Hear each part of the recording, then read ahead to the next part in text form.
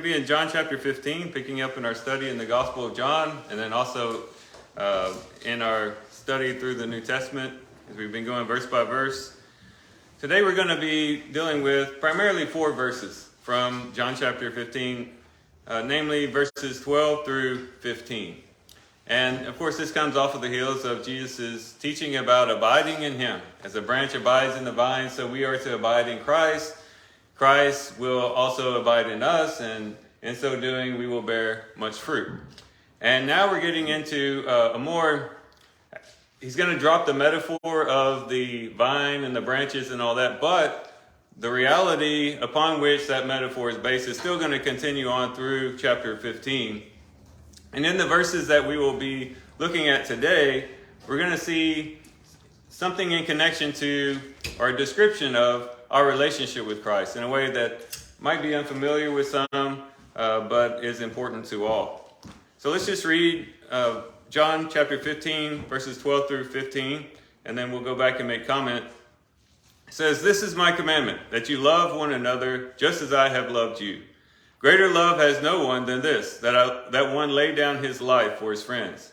You are my friends if you do what I command you. No longer do I call you slaves, for the slave does not know what his master is doing. But I have called you friends, for all things that I have heard from my Father I have made known to you." So here Jesus describes his relationship with the disciples as friends. And I would submit to you that, friendship is one of the greatest blessings in life.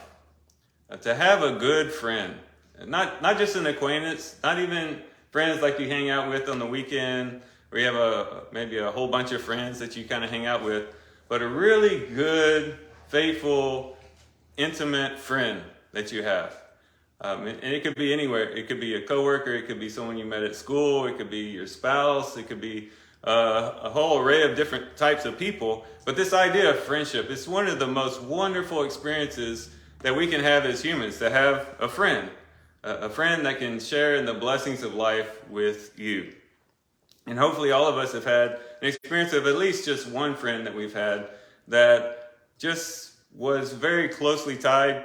You were closely tied to them, and you just had that deep abiding relationship.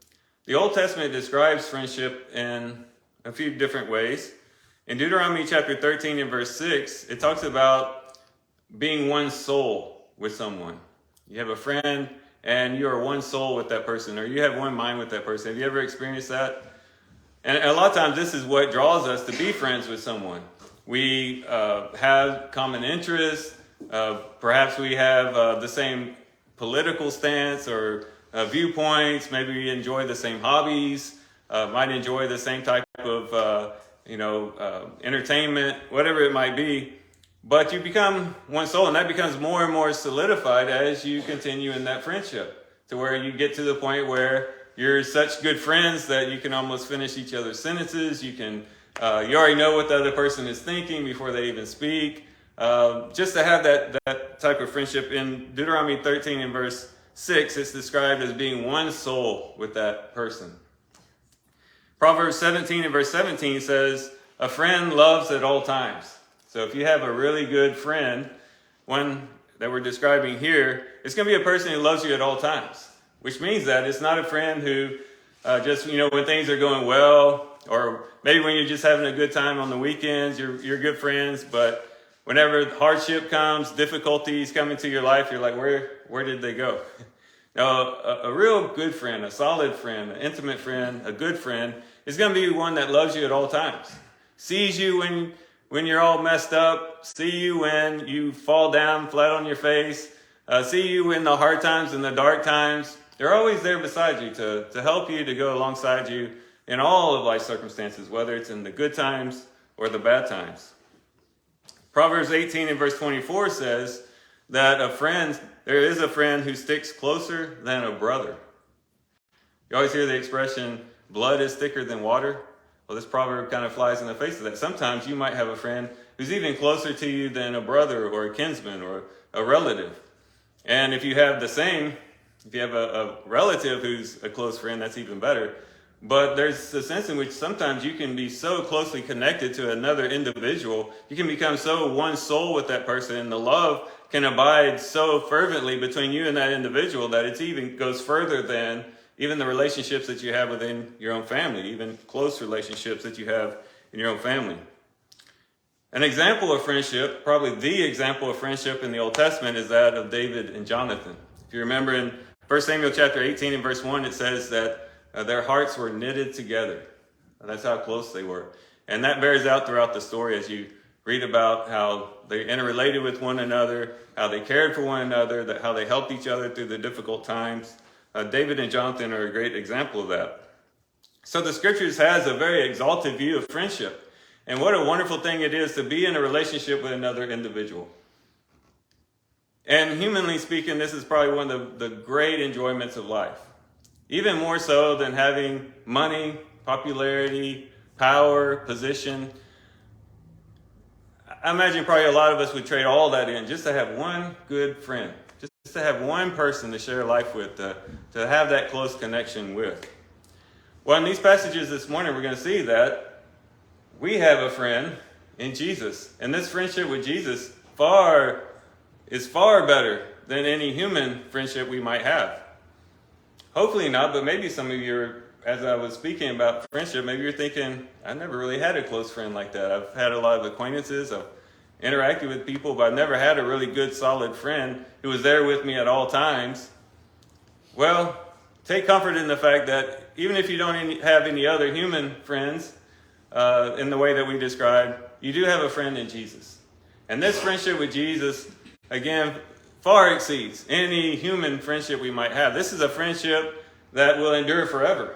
This isn't a friendship where you might one day wake up and they're not there anymore, whether because of some severing of the relationship, because of something that went down that kind of caused a conflict between you and that person, or whether it be that they moved away, you're no longer able to stay in contact with them as much, or God forbid, perhaps they even pass on and die.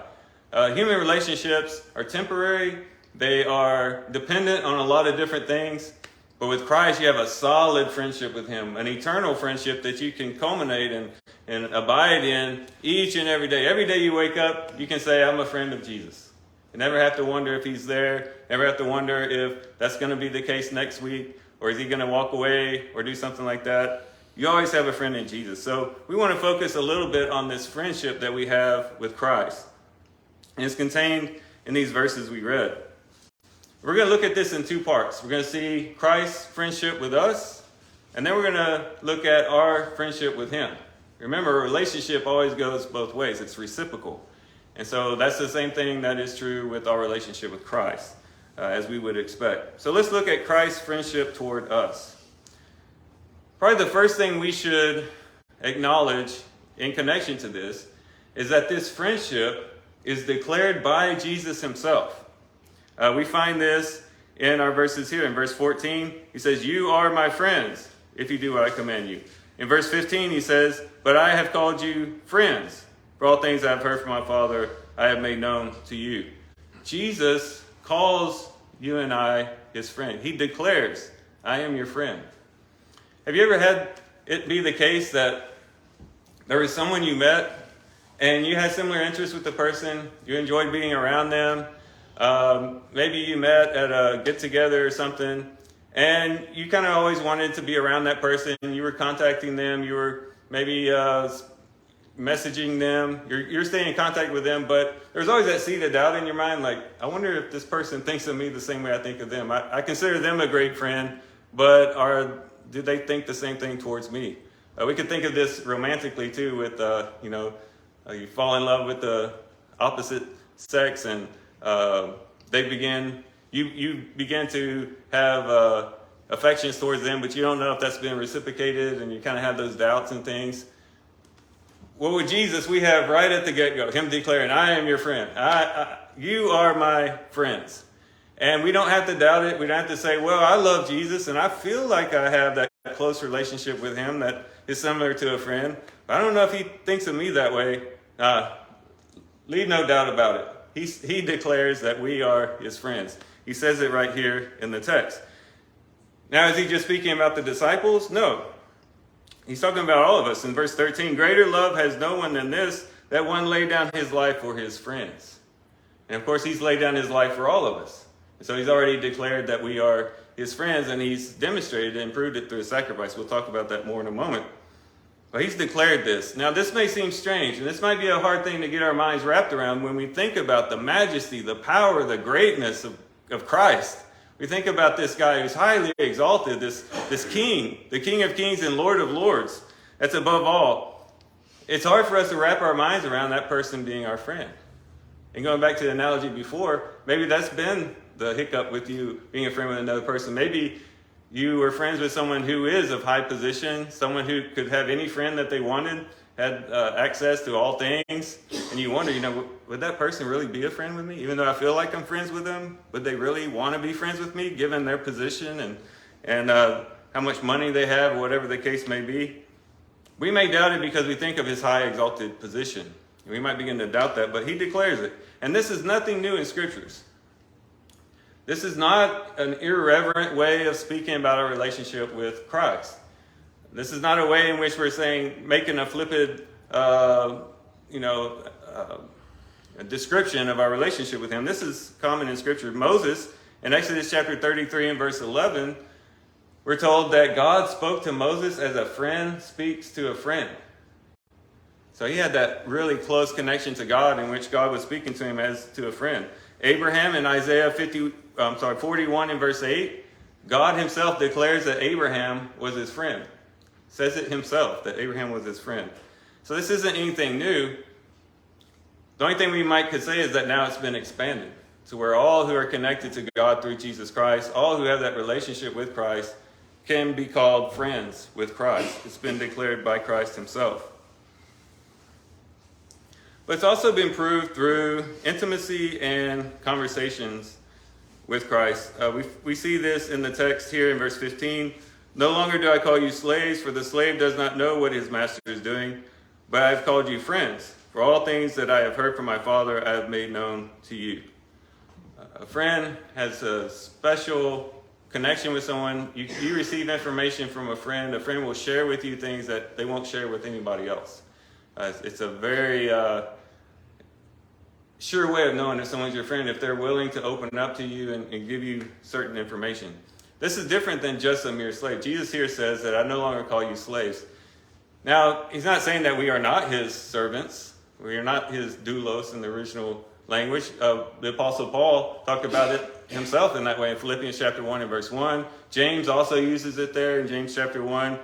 It's not that we are not servants of Christ, but the idea here is that we are not merely his servants. We have a special relationship with him in a way that is described by this revealing of information. And we can think about this in terms of our jobs. All right. If you don't have a relationship with your boss, what does that relationship look like? If you're not a friend with your boss, what does it look like? The boss tells me what to do, I go and do it.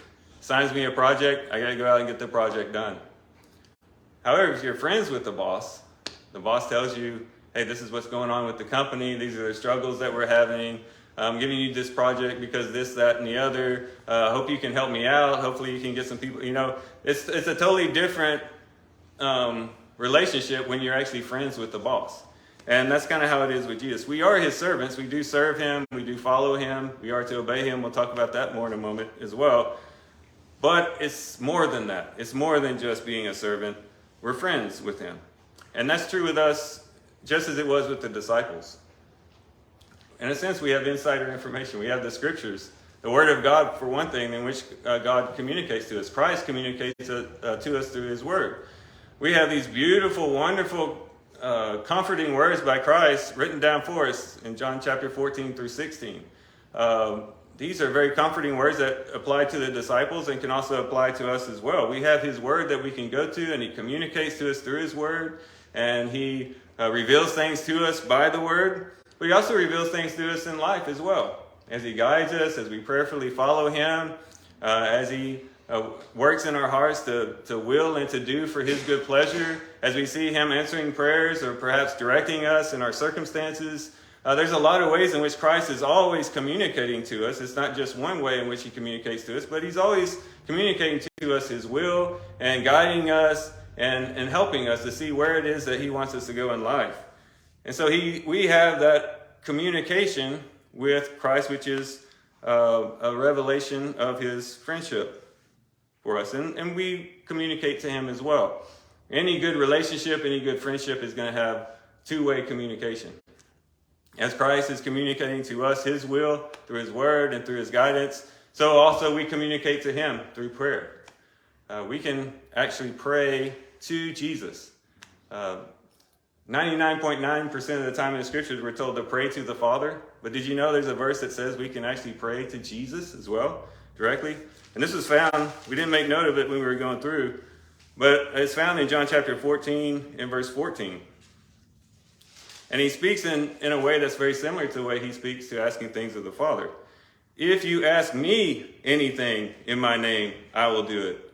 If you love me, you will keep my commandments. And so there is a sense in which we can ask Jesus of things. We can go to him and give our supplications and petitions and bring our cares and concerns to him. And that's all the more evidence that we are friends with him as he's communicating with us through his word and through guidance. And then we are communicating to him through prayer. And we could add to that worship as well. So we have a relationship that's proved to be a friendship because of this reciprocal communication that's going on between us. But it's also proved by his sacrifice. It's probably one of the main things that sticks out in this text. In verse 13, greater love has no one than this, that one lay down his life for his friends. So here he says there's no greater love. This is a great demonstration that you guys are my friends, and that not only just my friends, but friends to whom I am willing to even sacrifice my life for. You can always tell who are your close friends oftentimes by how willing they are to sacrifice for you, right? If you just have an acquaintance, someone who just kind of casually knows you, chances are if you're down in the dumps and you're lying in a fetal position in the bathroom, crying your eyes out, depressed, in the dark place, you're probably not going to call that acquaintance to come and help you out through that difficult situation. They're not going to be willing a lot of times. Sometimes they might, but not really going to be able to connect with you and help you in that situation. Or they're not going to necessarily drop everything for you. But a really good friend is going to be one who's willing to sacrifice everything for you. Willing to drop everything at a moment's notice to come to your aid and to help you. Jesus does that to the greatest extent. To the point that he actually died for us. Even when we weren't really being good friends to him, he was being a good friend to us by dying on the cross for our sins. And so he proves his friendship because of his sacrifice for us. That demonstrates just how much he loves us and wants a relationship with us. And then we look at more to the present day. It's not just that in the past, Jesus proved he's our friend because, he did that one thing that one time, 2,000 years ago when he died on the cross. He's continually doing things for us that proves all the more that he is our friend. For one, he strengthens us, as any good friend would do. Of course, we can only do that through words that we speak, through encouraging people, maybe giving them resources that they can use to help strengthen them. But Jesus does it in a very close and intimate way. But in 2 Corinthians chapter 12 and verse 9, there the Apostle Paul said, I'm going to boast in my weaknesses because in my weakness, the power of Christ is demonstrated through me, manifested in me. Also in Philippians 4 and verse 13, that's that very famous verse, I can do all things through Christ who strengthens me. You see that a lot. But it's true, Christ comes and he gives us his strength. And in his relationship with us as a friend, he comes to help us and strengthen us. He sympathizes with us, Hebrews chapter 4 and verse 15, just like a good friend would do. That's what makes him such a great high priest. We have a friend who's actually been there. He knows what it means. He understands the human condition. He knows what it means to sweat. He knows what it means to be hungry. He knows what it means to be rejected. He knows what it means to experience the death of a loved one. There's even some indications that maybe even his dad had even died by the time we get to the Gospels. We don't know, but he knows what it means to lose a loved one. He knows what it means to be treated as a scum of the earth. He knows what it means to have a hard time trying to earn a living as a carpenter, as a common laborer. He's been there. He's been there and done that. And as such, he sympathizes with us. He doesn't condescendingly patronize us and say, oh, you poor little human.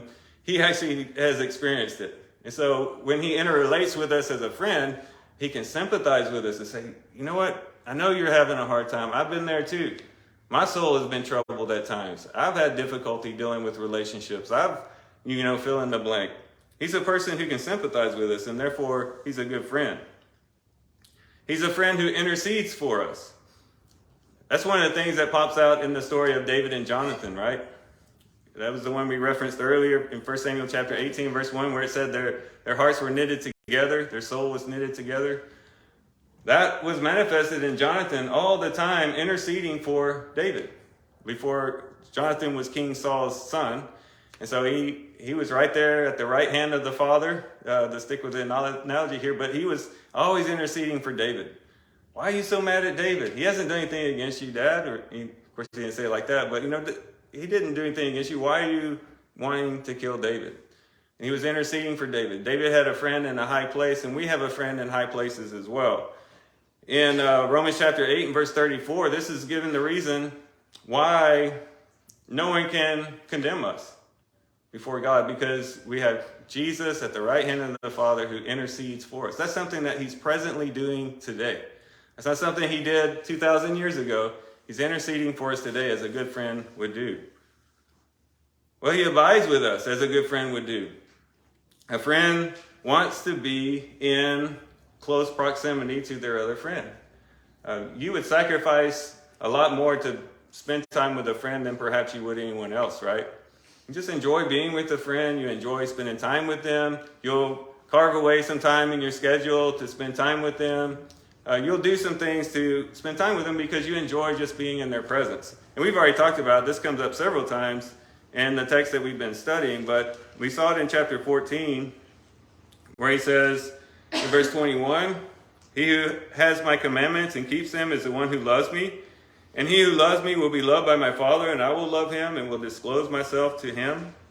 In verse 23, if anyone loves me, he will keep my word, and my Father will love him, and we will come to him and make our abode with him. Jesus will bring his presence, the awareness of his presence to our mind as he abides with us. And then there's Revelation chapter 3, that verse that I quote a lot and reference a lot because I think it is so important, and it does describe well Jesus' desire to abide with us. Revelation chapter 3 and verse 20, behold, I stand at the door and knock. If anyone hears my voice and opens the door, I will come into him and will dine with him and he with me. And so there he's talking about, hey, I'm knocking on the door of your heart. I'm knocking on the door of your life.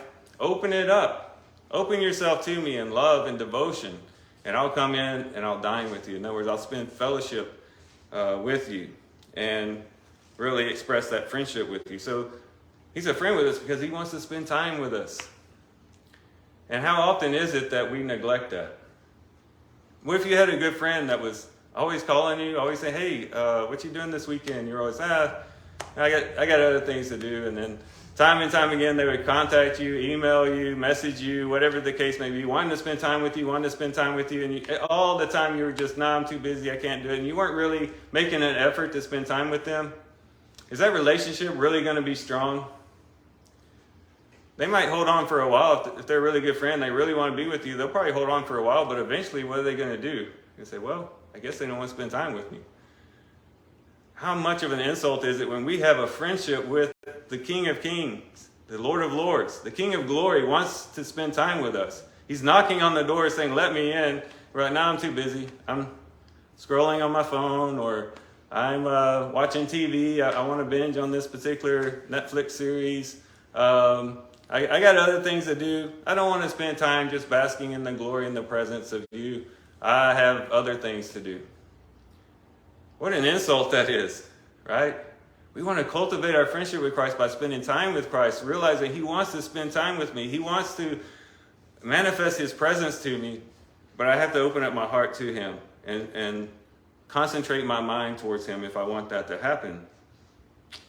But he's also a good friend for us because he loves us, as we've kind of alluded to before, but more in connection to his sacrifice. But there's a continual sense in which he loves us each and every day.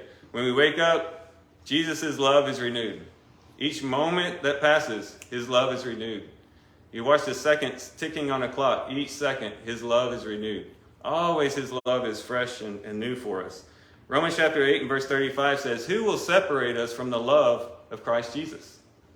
No one can separate us. No experience can separate us. No difficulty, no tribulation, famine, sword, whatever it might be. No persecution. Nothing can sever his love for us. And so we have a great friend in Jesus. And this is on his side, his friendship towards us. It's declared by him. It's proved by the intimacy and conversations that he has with us. It's proved by his self-sacrifice. It's proved also by his demeanor and treatment of us even today, through strengthening us, sympathizing with us, interceding for us, abiding with us, and loving us. That's on his side. What if you could find a human friend that had all these elements? I tell you, we would rush to be with that type of friend, right? We would really want to be friends with someone who had all these different ways in which they wanted to be friends with us. Certainly, we should then treasure our friendship with Christ. So that brings us to the next section of our message today, and that is our friendship towards Christ. So we've seen it from his perspective towards us, him looking at us and the way that he views our relationship with him. Now let's look at it from our standpoint. What is it that our friendship towards him, how it should look? Well, I would say, like with any friendship, it's shown through our feelings towards him. Our subjectional feelings and emotions that are connected to him. For one, our friendship with him stirs up admiration for him. As we think about his character, we think about the way that he lived as he walked on this earth, as we think about the way that he even interacts with us today in a very noble and virtuous way, as we admire his character, this is expressed in our friendship with him. Have you ever had a friend that you just admired? You admired maybe their talents, or you admired their character, their integrity, things like that. Those are types of emotions and feelings we can have towards Christ, just to admire him. Say, wow, what a great person. What a wonderful Christ I can be a friend with. Also, our friendship with him stirs up an attraction to him, a natural attraction. There's just some people, right, that you're just naturally attracted to. By attracted, I don't mean like romantically or anything like that, but you're just drawn to that person. Maybe because you have similar interests or because of their character or whatever the case may be, you're just drawn to that person. And that's, from our perspective, that's our response to his extending friendship towards us, is we're just drawn to him. We're drawn to him in his nature, in his beauty, in his loveliness, in his greatness, in his power. We're just drawn to that because of how good and how pure he is. We delight in his company. We just delight being in his company, being a part of his group, being a part of the society of Christ, we could say. But more than that, just wanting to be in his company personally, wanting to be in his presence. It kind of goes with what we talked about with his desire to be with us. We just desire to be near him. We desire to be in his inner circle, or whatever you want to call it, of believers. We just love being in proximity to Christ. We also revere his dignity and glory. This is an important part, because up to this point we might be thinking, well, where's the reverence for Christ? We're talking about us being friends with him. Are we talking about being buddies with Jesus? Like, are we downplaying who Jesus is and his position and his role in creation and everything in connection to creation? No, as we draw closer to him in a friendship type relationship, the more and more we revere his dignity and his glory. As I've read a person describe one time, it's kind of like a mountain, right? The further you are away from a mountain, it might be beautiful. You might think, oh, that's a neat little carving out of the sky in the distance. But as you get closer and closer and closer to the mountain becomes all the more majestic, all the more glorious and awesome, we could say. It just becomes greater and greater. And that's how it is with Christ. The closer and closer we get to him, the more and more we revere him, because we get to see even more of his character displayed. We get to see him in even closer proximity, and therefore that stirs up within us reverence for him, not irreverence. And then it also stirs up gratitude for his love. The more and more we draw close to him, the more and more we are thankful of his love. As you might draw close to a friend and you just appreciate how much they love you, how they love you at all times, in all situations. We're grateful for his love. And then it also stirs up our valuing and cherishing just being devoted to him. As we draw close to him, it's like, I want to be devoted to him. I want to give my life to him. I want to be committed to him. If your view of the Christian life, and if my view of the Christian life is just, oh, here we go, I got to do something else. I got to read my Bible. Let me read my Bible because God wants me to read my Bible. Let me say my prayer before I eat, because I have to say my prayer before I eat. I have to go to church again. Here's Sunday, and we got to go through that whole. If we are really cultivating this deep, abiding friendship and relationship with Christ, we're just gonna love being devoted to him. We're even gonna love sacrificing for him. We're gonna love being persecuted for him. We're gonna love everything that's connected to him. Not that it's gonna be pleasant or anything like that, but we're just gonna have this inner joy that, hey, I'm doing something for my friend. I'm drawing closer to him. He's so great and wonderful in the way that he relates with me. I reciprocate that through being devoted to him, and I just love being devoted to him. I love making my life all about him. I love centering my life on him. So these are some of the emotions that we feel, some of the feelings that we feel in connection to our friendship with Christ. We admire his character. We're attracted by his nature. We delight in his company. We revere his dignity and glory. We are grateful for his love, and we cherish devotion to him. So that's the subjective side of it, okay? That's the part of us, that's what's going on within us as we are relating to Jesus as our friend. But there's an objective aspect of this as well, and that's found in obedience, right? All the feelings in the world doesn't make up for not obeying Jesus, right? I can feel, I can have that warm, fuzzy feeling inside all day, and if I'm not obeying Christ, it doesn't really benefit me much. Obedience is specifically mentioned in our text. In verse 14 of John 15, it says, "You are my friends if you do what I command you." Now, if you're just reading that, you're thinking, well, what friend would say that? Would you say that to a friend? You go, hey, you can be my friend if you do what I command you. You wouldn't say that to a friend. But we got to remember, this is a different relationship than you just going up to a fellow human being made in the image of God, that type of thing. This is the creator of all things. This is the one that John had previously said in chapter 1, that he's the one through whom all things were created, and nothing was created that was created except through him. This is the King of Kings, the Lord of Lords. This is the one who is just second to the Father above all creation.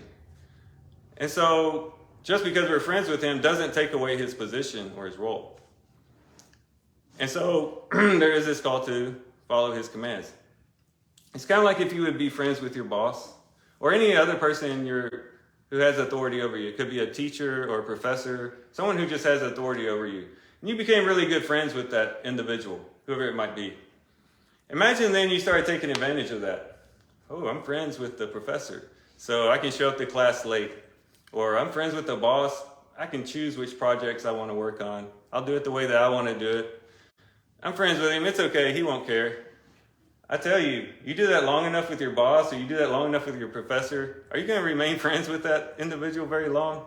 No, that friendship's going to start being severed because, look, we're friends and all, but at the same time, I do have authority over you. I need you to fulfill your obligations to the company or to your schoolwork, whatever the case may be. And so this is a little bit different than perhaps we would relate to a person, okay? So don't go out the door and start commanding people to be your friend or say, you can be my friend if you do what I command you. This is a totally different thing, but it does somewhat relate to human relationships in that we're being friends with someone who has a higher authority than us. So we can't say, oh, I'm friends with Jesus.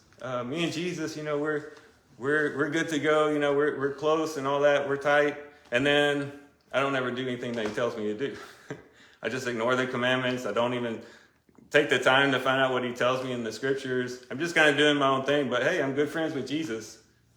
No, it wouldn't work with a human relationship. It doesn't work with Christ. So that's why he says, you are my friends if you do what I command you. If you don't sever that relationship by being disobedient or rebellious and that sort of thing. And then lastly, we'll look at our friendship with Christ should manifest itself in friendship with one another, with the body of believers. It should manifest itself in mutual friendship with one another. Have you ever been friends with someone? There's a particular individual you're good friends with, or very close friends with, and then that individual has friends. Usually by just the fact that you're friends with them, you kind of begin to be friends with their circle of friends. It just happens naturally because you have them as your friend and all these other people have them as their friend. And so you kind of start getting along because you all have them as a good friend. And that's kind of what happens with the church.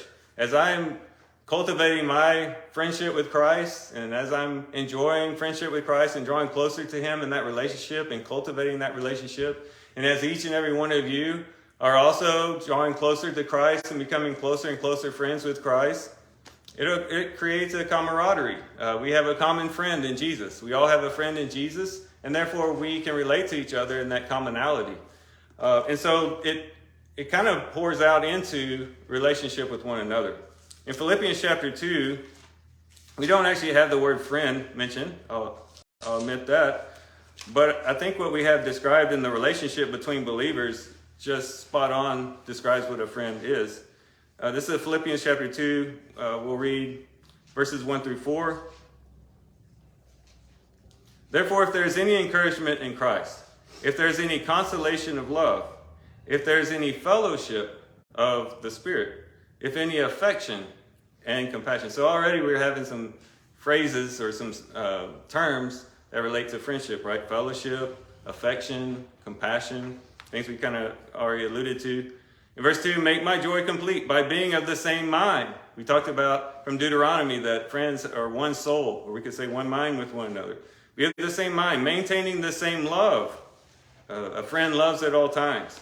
United in spirit, intent on one purpose, and do nothing from selfishness or emptiness or conceit, or empty conceit, but with humility of mind regard one another as more important than yourselves. Do not merely look out for your own personal interests, but also for the interests of others. No greater love hath the man than that he laid down his life for his friends.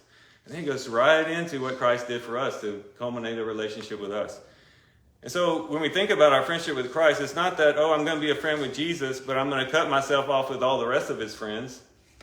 No, we're a community of friends of Jesus. We're all friends of Jesus, and therefore we should all be friends of one another.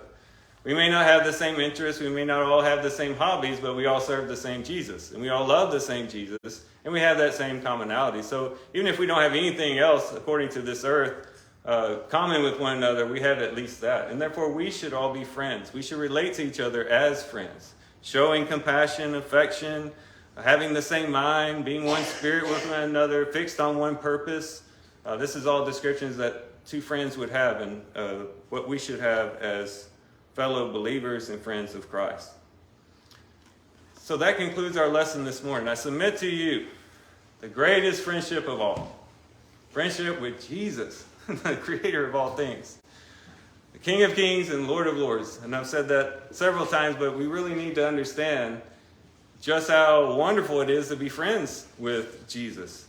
That he has declared it to be so. He's proved it through his revelation. He's proved it by his sacrifice, his demeanor and treatment of us, even now in the present day, through his strengthening, sympathizing, interceding, abiding, and loving us.